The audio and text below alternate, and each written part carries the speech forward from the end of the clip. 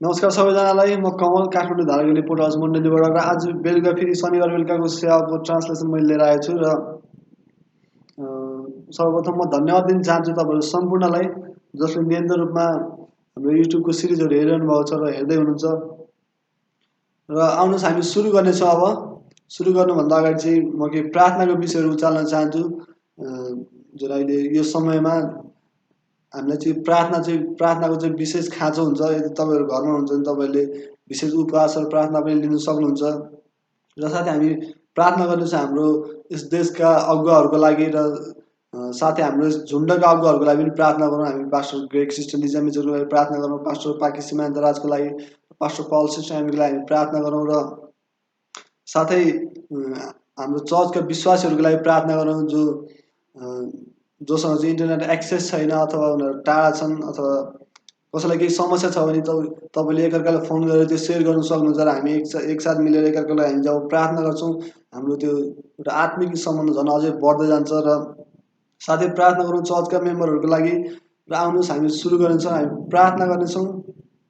यदि तपाईँहरूको आफ्नो आफ्नो प्रार्थनाको विषयहरू छ भने तपाईँले उचाल्न सक्नुहुन्छ र आउनुहोस् म प्रार्थना गर्नुहुन्छ, तपाईँहरू जहाँ हुनुहुन्छ त्यहाँ प्रार्थना गर्न सक्नुहुन्छ।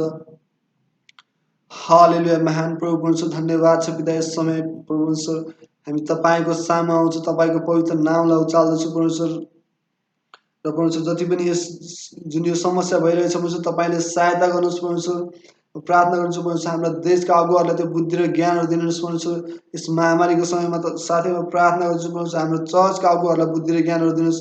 पास्टर पाकी सीमान्त राजको लागि प्रार्थना गर्छु, उहाँहरूलाई परमेश्वर त्यो बुद्धिपूर्वक निर्णय लिन सहायता गर्नुहोस्। पास्टर ग्रेग सिस्टर लिजा मिचरलाई म प्रार्थना गर्छु त्यो बुद्धिपूर्वक निर्णय लिन तपाईँले सहायता गर्नुहोस्। साथै परमेश्वर हाम्रो झुन्डमा परमेश्वर त्यो सुरक्षा घेरा लाउनुहोस् परमेश्वर। जति पनि विश्वासीहरू जुन परमेश्वर धाराको रिपोर्ट हाउस मण्डलीबाट परमेश्वर उनीहरूलाई तपाईँले त्यो सुरक्षा दिनुहोस् परमेश्वर। र साथै प्रभु म प्रार्थना गर्छु पास्टर पल सिस्टर अनि उहाँको परिवारलाई सुरक्षा दिनुहोस् परमेश्वर। र परमेश्वर आजको यस बेलुकाको सेवामा तपाईँ चल्नुहोस् भन्दै म प्रार्थना गर्दछु यसु प्रभुको नाउँमा, आमेन। आउनुहोस् हामी पहिला जसरी निरन्तर हामी सेवा गर्दछौँ त्यसरी नै हामी सेवा गरौँ र म चाहिँ भेटी उठाउन चाहन्छु। पहिला जसरी बाइबलमा लेखेको छ देव त तिमीलाई दिनेछ, जतिले पनि आफ्नो हृदयमा इच्छा गरे बाबुजी देउस् र त्यहाँनिर कुनै कर कापले होइन। जस्तै तपाईँलाई थाहा छ यो समस्या जुन अहिले चलिरहेछ, जति तपाईँहरू दशअन्ज र भेटीमा जतिले प्रतिबद्धता गर्नुभएको छ अथवा कमिटमेन्ट गर्नुभएको छ तपाईँले त्यो छुट्याएर राख्न सक्नुहुन्छ। अनि तपाईँले त्यो इसिया अकाउन्टबाट पनि दिनु सक्नुहुन्छ जसको नम्बर हो 9809655395 र साथै तपाईँले त्यसलाई छुट्याएर राख्न सक्नुहुन्छ जब तपाईँले त्यहाँनिर परमेश्वर आज्ञाकारी हुन्छ र परमेश्वरले चाहिँ त्यहाँनिर आशिषको बाटोहरू खोल्नुहुन्छ। र यति नै भने म तपाईँलाई प्रोत्साहन गर्न चाहन्छु भेटीको लागि। र आउनुहोस् म सानो प्रार्थना गर्छु भेटीको लागि र तपाईँले त्यो छुट्याएर राख्न सक्नुहुन्छ। हालेलुया। धन्यवाद छ परमेश्वर, तपाईँले सहायता गर्नुहोस् परमेश्वर। दशांश भेटी दिनेहरूलाई परमेश्वर र परमेश्वर उनीहरूलाई परमेश्वर त्यो अलौकिक बाटो खोल्नुहोस् र परमेश्वर आशिष दिनुहोस् परमेश्वर। तपाईँमा आज्ञाकारी भएकाहरूलाई परमेश्वर र सहायता गर्नुहोस् परमेश्वर। जो हुन सकेका छैनन् आउने दिनहरूमा परमेश्वर हुनलाई त्यसलाई सहायता गर्नुहोस् भन्ने म प्रार्थना गर्छु। र उठेको भेटी परमेश्वर तपाईँले सहायता गर्नुहोस् परमेश्वर र तपाईँको राज्यमा लगाउनुहोस् यसो प्रभुको नाममा, आमेन। आउनुहोस् हामी सुरु गर्नेछौँ यूहन्ना 4:19 लिएर 23सम्म। तपाईँले आफ्नो बाइबल छ भने त्यहाँ पल्टाउन सक्नुहुन्छ। र सुरु गर्नुभन्दा अगाडि चाहिँ म एउटा सानो दृष्टान्त सुनाउन चाहन्छु। एउटा जवान भर्खर 13-14 वर्षको टिनेज केटा जो चाहिँ एक दिन सर्कसमा गएर त्यहाँनिर उनले देख्यो कि त्यहाँनिर एउटा एकदम ठुलो हात्ती जसलाई चाहिँ एउटा सानो किल्लाले त्यहाँनिर बाँधिरहेको थियो। उसको खुट्टामा त्यहाँनिर जन्जिर लगाएर एउटा सानो त्यो एउटा काठ कुनै किल्ला त्यहाँनिर गाडेको थियो र त्यसमा उसलाई बाँधिरहेको थियो। र उसले देख्यो त्यहाँनिर त्यत्रो ठुलो हात्ती छ, त्यत्रो बलवान हात्ती छ जसलाई चाहिँ एउटा सानो किल्लाले चाहिँ गाडिरहेको छ। र कसरी भयो उसले चाहिँ त्यो सजिलै तोड्नु सक्छ। र त्यहाँनिर चाहिँ इन्स्ट्रक्टर अथवा त्यो हात्तीलाई त्यहाँनिर तालिम दिने मान्छेलाई चाहिँ मान्छेले चाहिँ उसलाई त्यहाँनिर वर्णन गरेका छन् कसरी चाहिँ हात्ती त्यो एउटा सानो त्यो जन्जिरले बाँधेर पनि त्यो बसिरहेछ भनेर। र उनले चाहिँ भने त्यो हात्तीलाई चाहिँ त्यो एउटा बाल्यकालको सम्झना छ, त्यो उसलाई सानो छँदादेखि नै उसलाई यसरी नै बाँधिराखेको भएर अब ऊ ठुलो भइसक्यो उसलाई लाग्छ कि त्यो जन्जिर भने चाहिँ तोड्नै नसक्ने कुरा हो र त्यो चाहिँ एउटा बन्धन जस्तो हो उसको लागि। उसले त्यो तोड्नु सक्दैन किनकि उसको भित्र एउटा डर भइरहेको छ। त्यसै गरी हामीसँग जीवनको एउटा नयाँ तरिका छ। यो क्रिसको रगतद्वारा हाम्रो लागि उहाँले चाहिँ किन्नुभएको छ अथवा खरिद गर्नुभएको छ र यसो हाम्रो बलिदान हुनुभयो। यो हाम्रो गवाईको एउटा सन्देश हो। यसैले हामी मानिसहरूलाई क्रुसमा क्रिसको कामतिर चाहिँ उनीहरूलाई अगाडि बढाउँछौँ अथवा उनीहरूलाई त्यो देखाउँछौँ अथवा क्रुसमा क्रिसको काम हामी औँल्याउँछौँ र मानिसहरूले देख्नु सकुन् कि हामी चाहिँ त्यो बन्धनमा बाँधिरहनु पर्दैन, तर क्रिसले चाहिँ त्यहाँनिर एउटा बाटो बनाउनु भएको छ र त्यो बाटोले चाहिँ हामीलाई स्वतन्त्रता दिनु सक्छ। र आउनुहोस् हामी सुरु गर्नेछौँ साक्षी बन्नु र क्रुसको प्रचार गर्नुको बारेमा चाहिँ यो वचनको शीर्षक रहेछ साक्षी बन्नु र क्रुसको प्रचार गर्नु। र सर्वप्रथम म हेर्न चाहन्छु हाम्रो पद 4को 21देखि लिएर 23सम्म। यसुले तिनलाई भन्नुभयो, ए नारी मलाई विश्वास गर, त्यो बेला आउँदैछ जब तिमीहरू न त यस डाँडामा न यरुशलेममा पिताको आराधना गर्नेछौ। तिमीहरू जो आराधना गर्दछौ सो जान्दैनौ, हामी जे आराधना गर्दछौँ सो जान्दछौँ, किनभने मुक्ति चाहिँ यहुदीहरूबाट आउँछ। तर बेला आइरहेछ, त्यो बेला अहिले हो जब सच्चा आराधकहरूले पितालाई आत्मा र सत्यतामा आराधना गर्नेछन्, किनकि आराधना गर्ने यस्तै आराधकहरूलाई नै पिताले खोज्नुहुन्छ। ल आउनुहोस् हामी सुरु गरौँ। आराधनाको स्थानान्तरणबाट चाहिँ म सुरु गर्न चाहन्छु। यसुले यस पदमा भविष्यमा के हुनेवाला छ त्यो चाहिँ त्यहाँनिर उल्लेख गर्नुभएको छ अथवा बताइरहनु भएको छ। क्रिसका साक्षीहरूको रूपमा जो चमत्कार मात्र होइन, जो उहाँले गर्नु सक्नुहुन्थ्यो वा उहाँले सिकाएका कुराहरू मात्र होइन क्रिसको साक्षी भनेको, तर उहाँले जुन बलिदान तिर्नुभयो अथवा जुन उहाँले पापको मोल तिर्नुभयो त्यो चाहिँ एउटा क्रिसको साक्षी हामी गर्छौँ। जब यसु क्रुसमा मर्नुभयो उहाँले त्यो धार्मिक रीतिहरू अथवा ती चलनहरूलाई अलग छुट्याउनु भयो। धेरै जसो पुरानो करारको आराधना गर्ने तरिका चाहिँ जुन विधिहरू हुन्, जुन एउटा विधिहरू अथवा त्यो कार्यक्रमहरू ती उद्देश्यको लागि थिए र यसु क्रिस मार्फत चाहिँ त्यो उद्देश्य चाहिँ पुरा भएको छ। धेरैको धारणामा बलिदान भनेको चाहिँ देवताहरूलाई खुसी पार्न कुनै किसिमको बलिदान दिने अथवा दुष्ट आत्माहरूलाई त्यहाँनिर दुष्ट काम गर्नलाई रोक्नुलाई बलिदान दिने हुनसक्छ। कतिको धारणामा त्यहाँनिर कुनै तरिकाको पापको मोल चुकाउनलाई अथवा त्यहाँनिर त्यो बलिदान दिने हुनसक्छ। यो प्राय कुनै खास तरिकामा गरिन्छ अथवा त्यसको एउटा विशेष ठाउँमा गरिन्छ। जसरी हाम्रो पदको 20मा भनेको छ, हाम्रा पुर्खाहरूले यस डाँडामा आराधना गरे, अनि तपाईँ भन्नुहुन्छ कि आराधना गर्ने ठाउँ त यरुशलेम हो। र पुरानो आराधनाको असम्भव अंश यसुले घोषणा गर्नुभएको छ। त्यहाँनिर जुन पुरानो उपासनाको तरिका छ त्यसको असम्भव अंश चाहिँ उहाँले घोषणा गर्नुभएको छ र यो बुझ्न गाह्रो हुनसक्छ र धेरै धर्महरूको अनुसरण गर्नु चाहिँ त्यहाँनिर गाह्रो छ, किनकि तिनीहरू निरन्तर परिवर्तन भइरहेका हुन्छन् अथवा परिवर्तन भइरहेका छन्।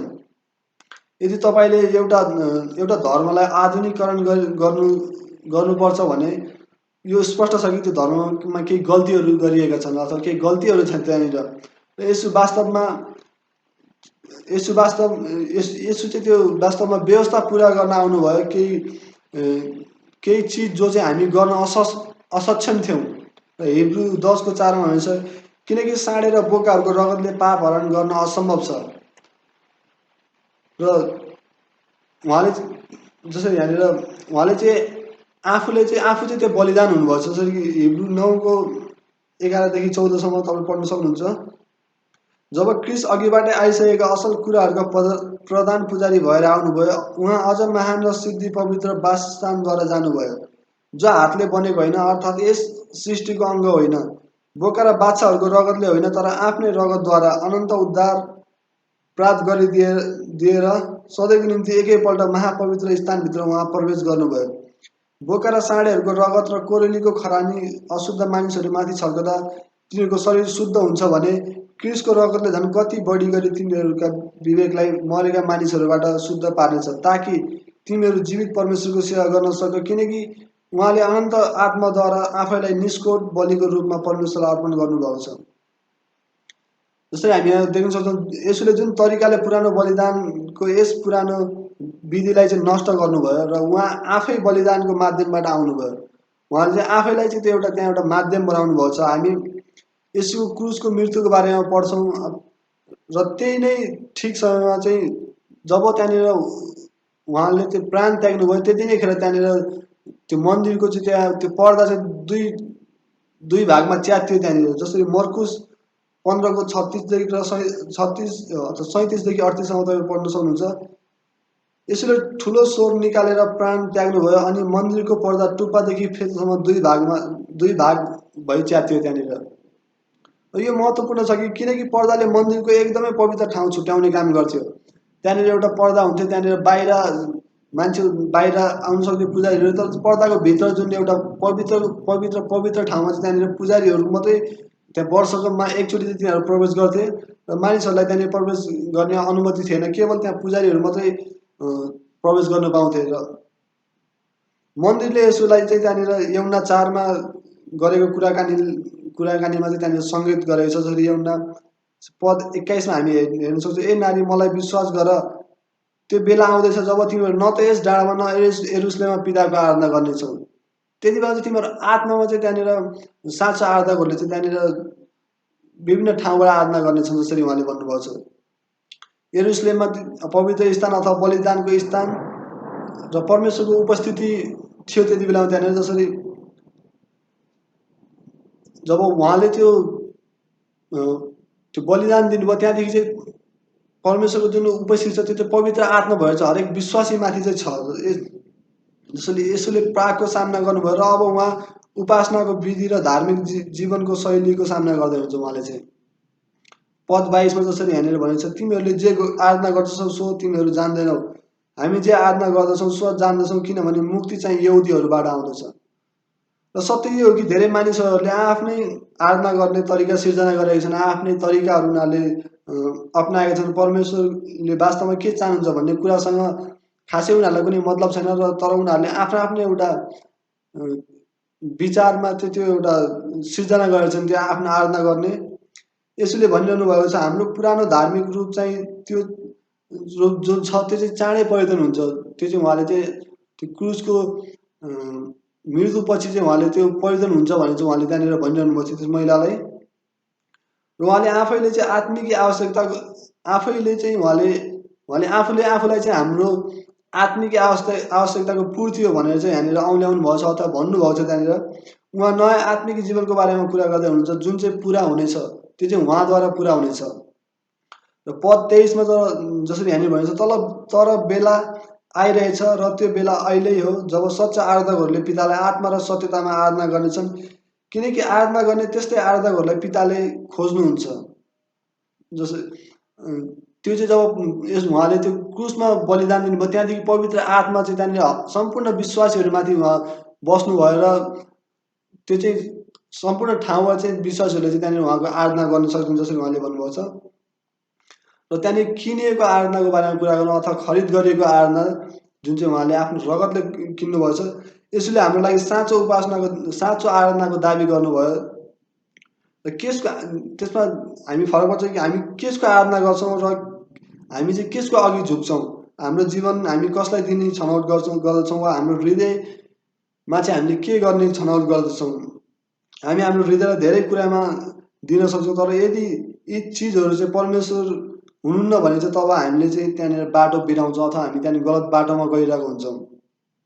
यो महिलाले कुनै खास ठाउँमा आराधना गर्ने अथवा खास ठाउँमा झुक्ने बारेमा कुरा गरिरहेको छन्, तर आराधना गर्ने कुरा तर उनले यो महसुस गरेको छैनन् कि धार्मिक उपस्थिति भएका ती चिजहरूमा परमेश्वर चाहिँ हुनुहुन्न। त्यहाँनिर जुन त्यहाँनिर धार्मिक स्थल त्यहाँनिर त्यो एउटा नियमको ठाउँ मात्रै भन्छ, त्यहाँनिर परमेश्वर उपस्थित हुनुहुन्न त्यहाँनिर चाहिँ। जसरी हाम्रो पद 20मा हाम्रा पुर्खाहरूले यस डाँडामा आराधना गरे अनि तपाईँहरू भन्नुहुन्छ कि आराधना गर्ने स्थान त यरुसलेम हो। परमेश्वर बिना चाहिँ त्यहाँ आराधना खाली र रित्तो बन्छ। र अझ खराब यो हुन्छ कि जब यसले चाहिँ हाम्रो जीवनको पापहरू ढाक्न असफल हुन्छ त्यहाँनिर। जब हामी त्यसले चाहिँ हाम्रो जीवनको पापहरू ढाक्न सक्दैन र हामी को हो भनेर परिवर्तन गर्न सक्दैन। र यसोले अर्को पदमा अर्को शब्द उल्लेख गर्नुभएको छ, मुक्ति। र पद 22मा हामी पढ्न सक्छौँ, किनभने मुक्ति चाहिँ यहुदीहरूबाट आउँदछ अथवा यहुदीहरूबाट आउँछ। मुक्ति एक शब्द हो जसलाई चाहिँ मौलिक अथवा मौखिक भाषामा चाहिँ उद्धार भनिन्छ। उद्धार भनेको चाहिँ त्यो मुक्ति, र हामीमध्ये कसैले पनि आफ्नो उद्धार आफैले गर्न सक्दैनौँ, किनकि हामी सक्षम छैनौँ त्यो गर्नलाई। यदि हामी त्यो गर्न सक्षम भइदिएको भए यसो आएर चाहिँ उहाँले आफ्नो त्यो ज्यानको बलिदान, आफ्नो बलिदान दिनु पर्थेन हाम्रो लागि। र मुक्ति पाउनलाई हामीलाई मुक्तिदाता चाहिन्छ, जसले चाहिँ हाम्रो पापबाट हामीलाई बचाउनुहुन्छ।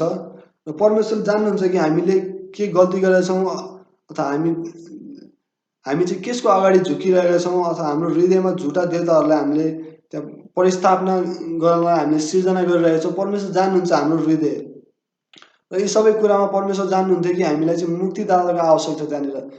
परमेश्वरलाई थाहा छ, अर्को कुरामा भन्नुपर्दा मानिसको हृदय उहाँलाई थाहा छ, र उहाँलाई थाहा छ कि हामीलाई चाहिँ त्यहाँनिर मुक्तिदाता चाहिन्छ, र हामी आफै चाहिँ सक्षम छैनौँ।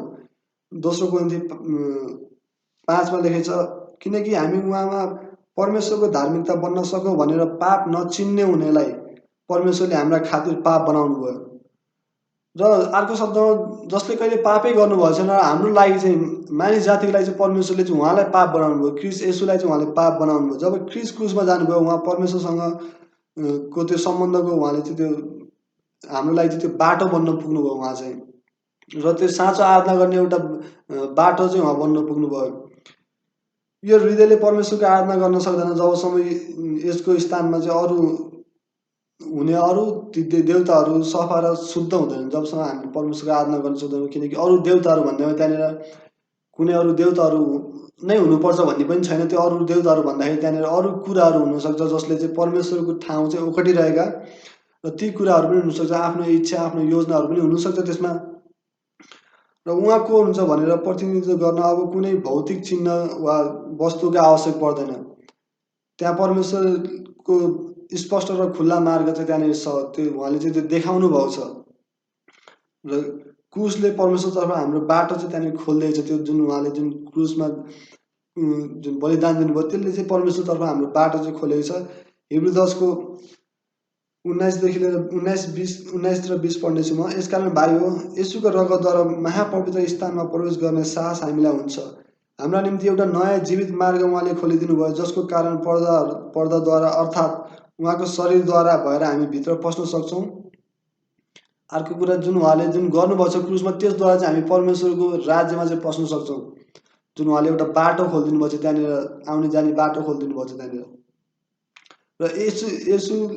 र यसो परमेश्वरको उपासना गर्ने तरिका बन्नुभएको छ, आराधना गर्ने तरिका चाहिँ उहाँ बन्नुभयो। आत्मा र सत्यतामा उहाँ हाम्रो मुक्ति बन्नुभएको छ।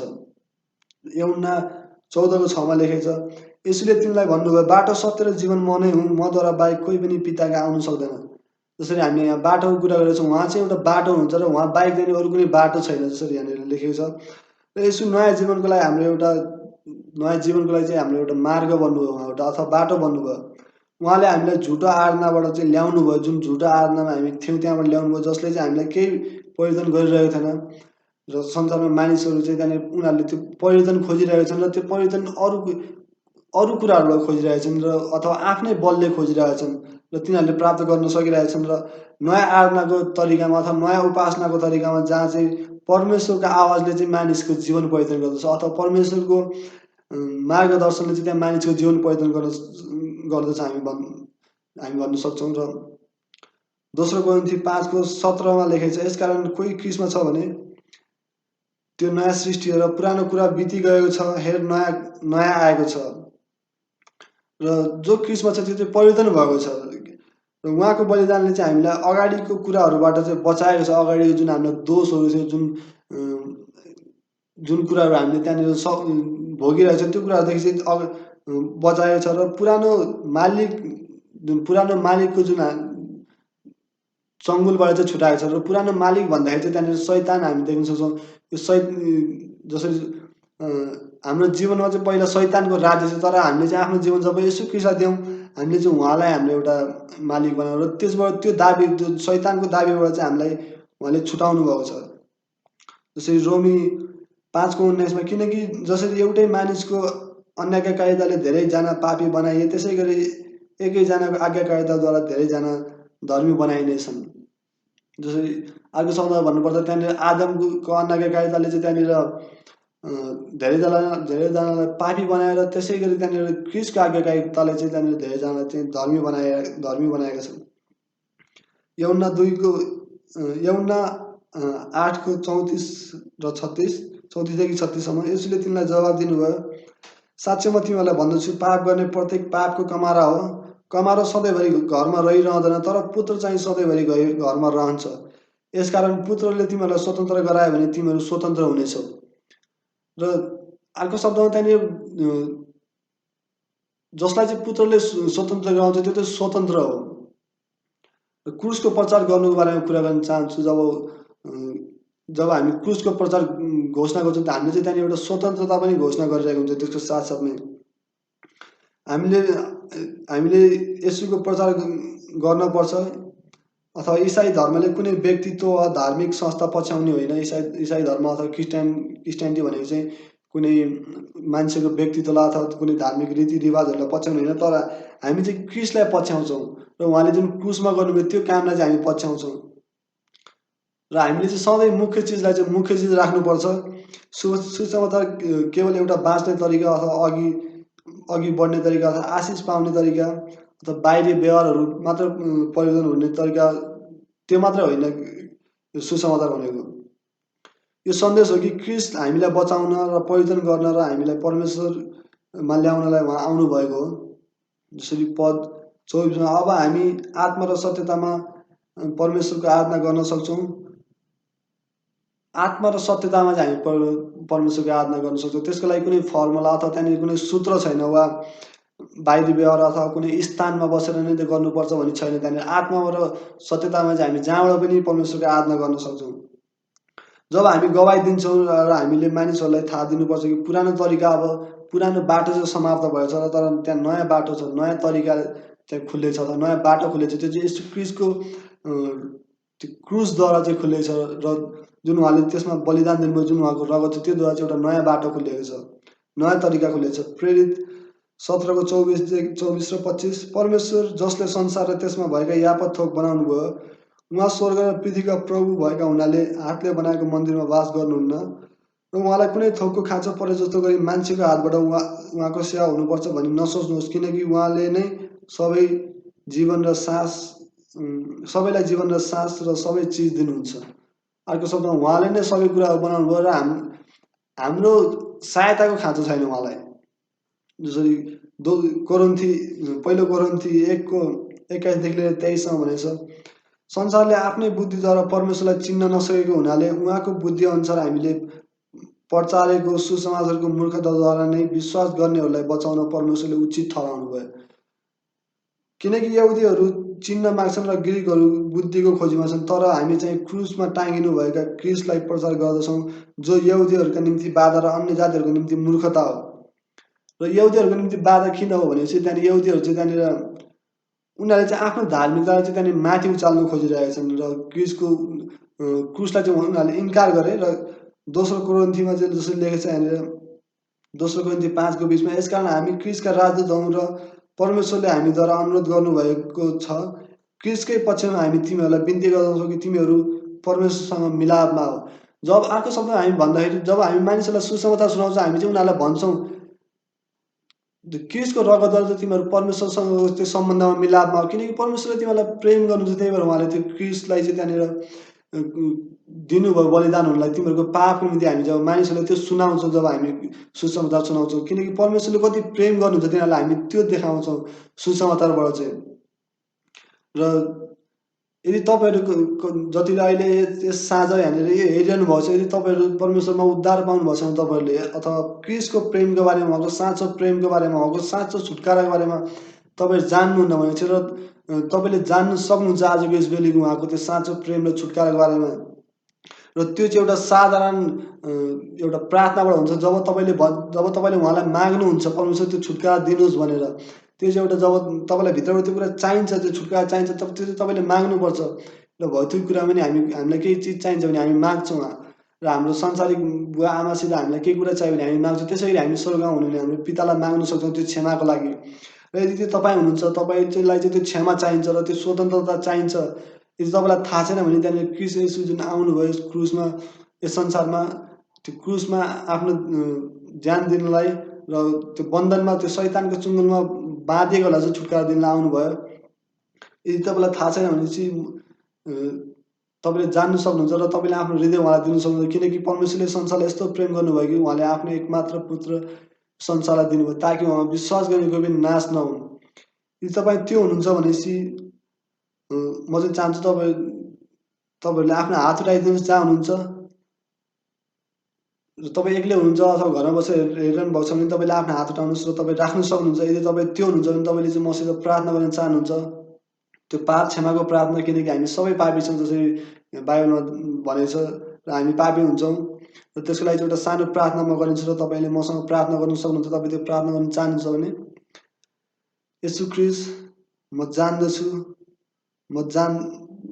म पापी हुँ पिता, तपाईँ मेरो हृदयमा आउनुहोस्, मेरो मुक्तिदाता र मेरो उद्धारक हुनुहोस् प्रभु, र मलाई डोर्याउनुहोस् पिता, र सहायता गर्नुहोस् मलाई मेरो घर स्वर्ग बनाउनलाई र तपाईँको योजनामा अगाडि बढ्नुलाई, र त्यो शैतानको चुङ्गलबाट मलाई स्वतन्त्र पार्नुहोस् र डोर्याउनुहोस् तपाईँको योजनाहरूमा। म प्रार्थना गर्दछु यस बेलुकी येशू प्रभुको नाउँमा, आमेन। तपाईँ जति पनि प्रार्थना गर्नुभएको छ तपाईँ चाहिँ निरन्तर रूपमा प्रार्थना गर्नुहोस् र उहाँले तपाईँलाई चाहिँ त्यहाँनिर एउटा जीवनको नयाँ मार्ग देखाउनुहुन्छ। र यदि तपाईँले त्यो प्रार्थना गर्नुभएको छ भने तपाईँले चाहिँ कृपया कसैलाई भन्नुहोस् र भन्नुहोस् कि मैले त्यो निर्णय लिएको छु, मैले आफ्नो जीवन येशू ख्रीष्टलाई दिने निर्णय लिएको छु र एउटा जीवनको नयाँ मार्गमा हिँड्ने निर्णय लिएको छु। र तपाईँले आफ्नो साथीभाइलाई भन्नु सक्नुहुन्छ। यदि तपाईँ पछाडि हट्नु भएको छ भने तपाईँले त्यो प्रार्थना गर्नुभयो भने तपाईँले चाहिँ त्यहाँनिर भन्नु सक्नुहुन्छ आफ्नो साथीभाइलाई। र यो भिडियोको सुरुवातमा मैले त्यहाँनिर नम्बर दिएको थिएँ र तपाईँले त्यसमा कल गरेर पनि भन्नु सक्नुहुन्छ। त्यसले चाहिँ हामीलाई प्रोत्साहन दिन्छ र त्यसले चाहिँ सहायता गर्दछ। र म धन्यवाद दिन चाहन्छु तपाईँहरूले यो भिडियो हेर्नुभएकोमा। धन्यवाद छ।